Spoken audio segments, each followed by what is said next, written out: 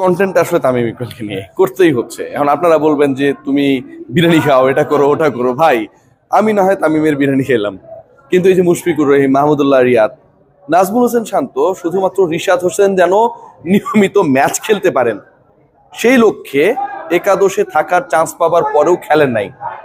এরকম একটা ঘটনা আমরা দেখেছি এবং এটা ঘটেছে। তামিম ইকবাল খানের দলে যখন এই ঘটনা ঘটে এবং এটা নিয়ে যখন উচ্চবাচ্য হয় না, ন্যাশনাল টিমের ক্যাপ্টেন তিনি যখন ওই দলটার জয়টাকে বেশি প্রাধান্য দেন, চ্যাম্পিয়ন্স হবার ক্ষেত্রে কোন কাজটা করলে খুব বেশি ভালো হয়, নিজেকে সরিয়ে রাখলে হলো, সেটাকে যখন প্রাধান্য দেন তখন সেই credit goes to the captain. যখন ক্যাপ্টেন এমন একটা ক্লিনিক্যাল সিচুয়েশন 200-এর কাছাকাছি একটা স্কোরকে ক্রস করতে হবে, তার পার্টনার তাওহিদ হৃদয় খুব একটা ছন্দে নেই, অলমোস্ট 100-র কাছাকাছি অথবা সামটাইমস বিলো 100 স্ট্রাইক রেটে ব্যাট করছিলেন। হতেই পারে, যে কারো হতে পারে। তাকে বুঝতে না দিয়ে, সিচুয়েশন বুঝতে না দিয়ে একাই 190 স্ট্রাইক রেটে ব্যাট করেন, 24 বলে 50 তুলে নেন। 50 তুলতে গিয়ে 9টা 4 একটা ছক্কা মারেন। ফাইনালের ম্যান অফ দ্য ম্যাচ কি ইন্ডিকেট করে? ইট indicates how Tamim destroyed the bowling attack of the opponent, how Tamim made impossible to possible. Kyle মায়ার্সকে নিয়ে অনেক আলোচনা হয়, হচ্ছে, হবে। মজার ব্যাপার কি, গেলবারের ম্যান অফ দ্য ম্যাচ ছিলেন কাইল মায়ার্স, আর এবারে man of the match Tamim Iqbal Khan. টুর্নামেন্টে সেরা যিনি হয়েছেন মেহেদী হাসান মিরাজ, তিনিও গত আসরে বরিশালে রয়ে গেলেছেন। তামিমেরই প্রোডাক্ট আমরা বলতে পারি, কাইন্ড অফ। কাইল মায়ার্স চলে গেলেন, মাঝখানে অন্য একটা জায়গায় খেললেন, আবার বাংলাদেশে আসলেন। এসে যখন টপাটপ উইকেট পড়ে গেল, তামিমের উইকেট পড়ে যাওয়ার পর মুশফিকুর রহিম বেশিক্ষণ টিকতে পারলেন না, তাওহিদ হৃদয় বেশিক্ষণ টিকতে পারলেন না, মাহমুদুল্লাহ রিয়াদের কাছ থেকে এক্সপেক্টেড পারফরমেন্সটা আমরা পেলাম না। মাঝখানে সেই কাজটা করেছেন তিনি। রিশাদকে শুরুর দিকে খেলানো নিয়ে অনেক আলোচনা ছিল, না খেলানো নিয়ে। সেই ঝুঁকিকে তামিম ইকবাল খান তার নেতৃত্বের মাধ্যমে, তার ক্যাপ্টেন্সির মাধ্যমে যত সময় গেছে খেলিয়ে খেলিয়ে অভ্যস্ত করে এমন একটা পর্যায়ে নিয়ে গেলেন, ঝুঁকিপূর্ণ রিশাদ হয়ে গেলেন কমপ্লিট ম্যাচ উইনার।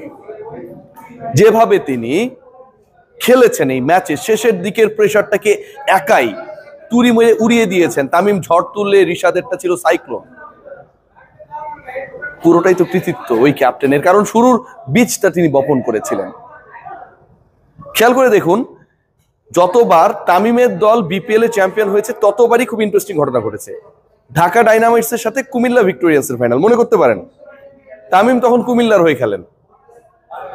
তামিম করলেন 61 বলে 141, বিপিএল ইতিহাসের সেরা যে কয়টা ইনিংস রয়েছে তার একটা।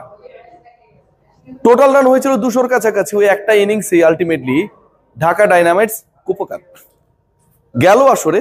শুরুর দিকে তামিম ইকবালের ব্যাটিং নিয়ে অনেক আলোচনা, অনেক সমালোচনা, ক্যাপ্টেন্সি নিয়ে অনেক সমালোচনা, 4টা ম্যাচে টানা হেরেছিল। সেই দলটা কোনো মতে প্লে অফ এনশিওর করা, এলিমিনেটর খেলে কোয়ালিফায়ার 2-তে গিয়ে ফাইনালে গিয়ে চ্যাম্পিয়ন হয়ে যাওয়া। প্রত্যেকটা নকআউট ম্যাচে তামিম যেভাবে ব্যাট করেছিলেন, সামনে থেকে নেতৃত্ব দিয়েছিলেন, টুর্নামেন্টের সেরা ক্রিকেটার হয়েছিলেন, 492 রান করেছিলেন। তামিমকে আলাদাভাবে চিনিয়েছিল। এবং ওই যে বললাম, কুমিল্লা ভিক্টোরিয়ান্স ঢাকা ডাইনামাইটসের ওই ফাইনালে তিনি যে রোলটা প্লে করেছিলেন, সেটার যেন একটা অন্যভাবে ধারাবাহিকতা রক্ষা করেছিলেন গেল আসরটায়। এবার দেখুন, গতবারের আসরে টুর্নামেন্টের সেরা, সর্বোচ্চ রান গেটার। এবার অনেক সমালোচনা হচ্ছে, যতগুলো কাট পোস্ট হয় বিভিন্ন অনলাইনে, ম্যাক্সিমাম তামিম ইকবালকে হাহা দেওয়ার জন্য ওয়েট করে থাকে। তামিম ইকবাল মানেই হচ্ছে 20 বলে 25, 25 বলে 32। আজকে অনেকে এক্সপেক্ট করছিল যে 40 বলে 47 রান করতে পারেন তিনি। আই উইশ যে তামিম ইকবাল 40টা বল যদি খেলার সুযোগ পাইতেন, আরো কিছু দৃষ্টিনন্দন শট আমরা দেখতে পেতাম। ফাইনালে পুরো প্রেশারটা তার উপর। যখন 200-র কাছাকাছি স্কোর পোস্ট করলো চট্টগ্রাম, সবার এক্সপেকটেশনস, সবার চিন্তা ভাবনা, বেসিক্যালি যারা আসলে অকারণে অনেকটাই ক্রিকেটারকে অপছন্দ করেন, অন্য ব্যাপারে অনেক ধরনের অ্যালার্জি থাকতে পারে, সাকিবকে নিয়ে আছে, তামিমকে নিয়ে আছে, বাট ক্রিকেটীয় জায়গায় 22 গজের মধ্যে অকারণে তাকে অপছন্দ করেন, তারা মোটামুটি রেডি। তামিম আজকেও একটা অ্যাঙ্করিং রোল প্লে করবেন, এভাবে আউট হয়ে যাবেন, অথবা তার ওই স্লো ব্যাটিং এর কারণে দল পরাজিত হবে। সে এক্সপেকটেশনটা শেষ পর্যন্ত ফুলফিল হয় নাই। দলের সবচেয়ে আগ্রাসী ব্যাটার ছিলেন তিনি। কখনো জায়গায় দাঁড়িয়ে জাস্ট প্লেসমেন্ট করেছেন, কখনো ডাউন দ্য উইকেটে গিয়েছেন, কখনো এমন ভাবে ছয় মেরেছেন যেন এটা আসলে দুধ ভাত। তামিম ইকবালকে যেভাবে আসলে বাংলাদেশের মানুষ মিস করে সেটা তামিম কতটুকু আসলে বুঝতে পারেন সেটা নিয়ে আমার ডাউট রয়েছে। আমি তাকে বলবো এটা কোনো একটা সময়, তখন কথা হবে। সেই আগ্রাসী তামিম, সেই টর্নেডো তামিম, সেই ড্যাশিং তামিম যেন আজকে আরো একবার আবির্ভূত হলেন। I think that it could be his last BPL innings. অনেক আলোচনা হচ্ছে তামিম ইকবালকে নিয়ে। কেন এই আলোচনাগুলো হচ্ছে? কারণ তিনি ক্রিকেট বোর্ডের দায়িত্ব নিতে পারেন, যে কোনো রোলে আসতে পারেন, এরকম একটা আলোচনা রয়েছে। সেটা যদি হয় ইলেকশন অক্টোবরে, এগিয়ে এলে অগাস্টে, ঘটনা যাই ঘটুক, তামিম ইকবাল বোর্ডে ঢুকে গেলে নিশ্চয়ই পরের বিপিএল এ board director Tamim Iqbal, BCB president Tamim Iqbal মাঠে নেমে ওপেনিং করবেন না।